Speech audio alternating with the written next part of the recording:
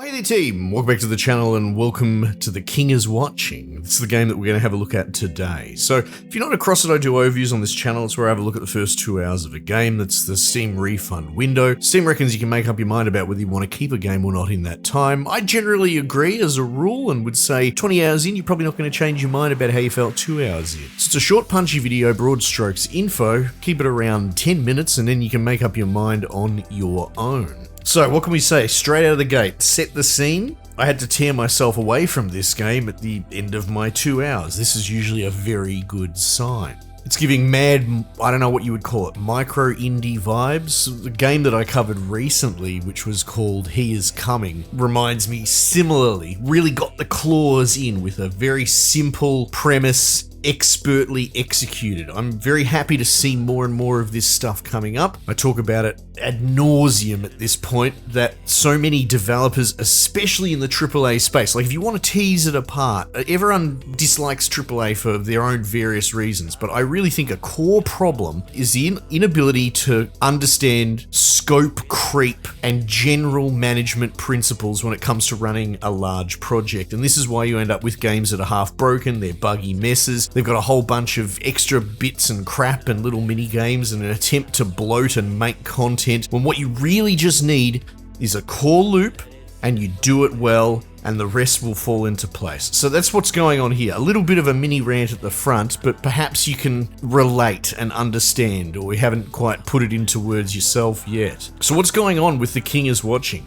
Ultimately, it is a tile placement sort of colony manager light with a timer mechanic, and the aggravating enemy impetus is a wave base of enemies that will come at the front gate of your base. I wouldn't call it tower defense because it's pretty simple as them walking up and attacking your base, and if they kill it, it's dead, but you send out units that you produce in turn. So sort of an automatic auto battler, my defensive army versus their invading army. And the party trick gimmick to all of this is that you have the King's Gaze. As per the title, The King is Watching. It starts off as a little corner-shaped 3-square block, which you can pick up with your mouse and rotate very easily. The fidelity is right there. It's easily controllable. So for all the tiles that you place out, the only ones that actively produce or do anything are the ones that the king is looking at directly. So it's a bit cheeky, I suppose, conceptually, but in execution, it's very clever. So the base core mechanic is about controlling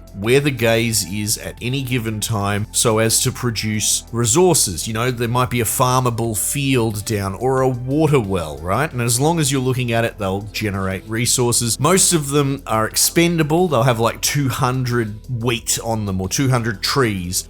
Wells are a bit of an exception, so that has it built into it that it's kind of unbrickable, at least as far as resource generation. Your decisions ultimately will lead to a brick eventually. You would call this a roguelite. It's very run-based, and it actually does lean quite heavy on the rogue-litification. And for those that maybe aren't across it, roguelike, the original genre with a K, which is a self-contained run, as in you start the run, and hypothetically, within all the RNG that the game throws at you, you should be able to finish it and clock the game. That's where the value comes from. But that's very quickly being superseded by the modern iteration, which is a roguelite, which is to say, you're kind of hobbled because a lot of the reward progression is on a meta layer. You finish a run, you lose, and then you unlock upgrades or 10% increase to this, that, or the other. So this game leans really heavy on that, which isn't necessarily something I particularly like, but you do get away with it if your loop is addicting and fun. So the core of this game is about grinding loops after loops after loops and losing inevitably because it's impossible to win without the upgrades unlocked.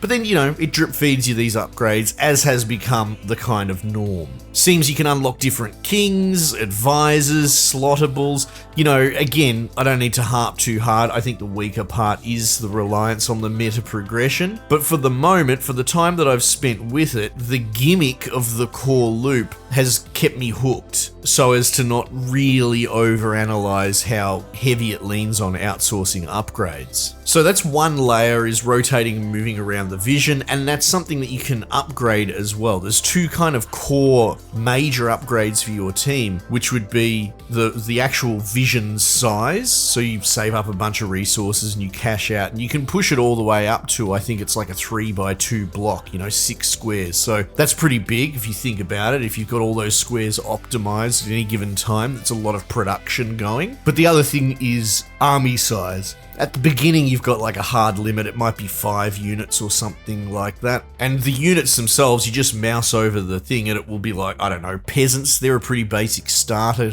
dude, and they might cost wood and wheat. I'm not 100% sure, but let's just say that, right? And you can see in real time how much you've got and how much you need. You can pause the game if it becomes a little bit too overwhelming. So that's what you're maneuvering around. You move your vision, get the wood and wheat reserves up, then you maneuver over to the house so it will generate a dude. And so it goes. Once you hit the cap, you want to maybe save up. I think it's pretty much just wood, but a lot of it, to extend the size of your army. And each leader will have their own gimmick, their own party trick. The starting leader is the only one I've really played with, but it seems that he gets a morale bonus, which translates to just a straight damage increase. Like 1 morale is 1% damage increase per troop, so it's worth leveraging. But that seems to be multiplied by the amount of different troop types that you've got. So in between every so often raids, you'll cash out for an in-game run currency where you can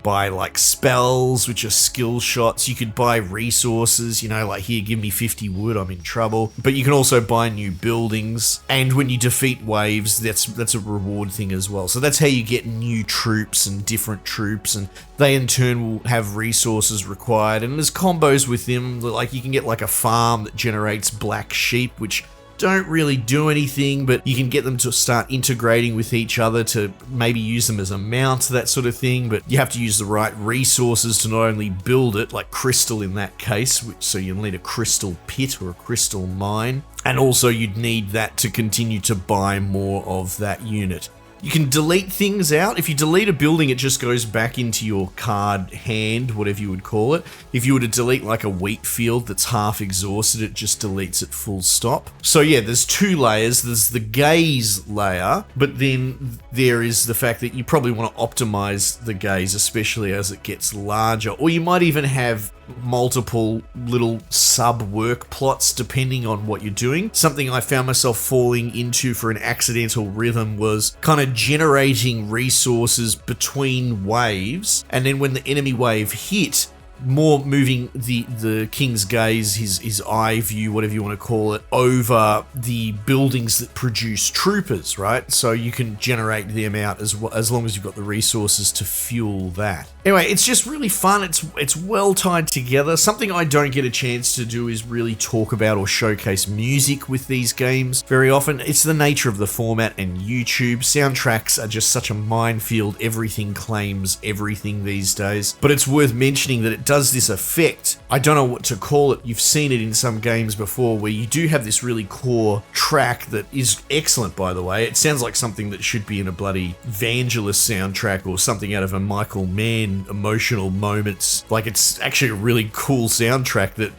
fits mostly because I like that stuff personally. But when the enemy wave rocks up on your front door, it will change the dynamic of the existing track. So they've got kind of 2 of the same song, but it will overlay into the more intense combat-oriented version. And I like that sort of interplay, that dynamism. It's fairly simple to do, but it's cool to see, and it acts as a value add. Look, all around, it's a really cool game. I really like it. I wonder how much legs it will have in the long run, given the heavy emphasis on outsourcing to meta progression. But we covered that, so we don't need to retread. For the moment, I think it's absolutely worth your time, worth your money. I am enjoying the core loop, and I look forward to playing some more. So maybe check it out yourself. It should be out around about the time this video goes up.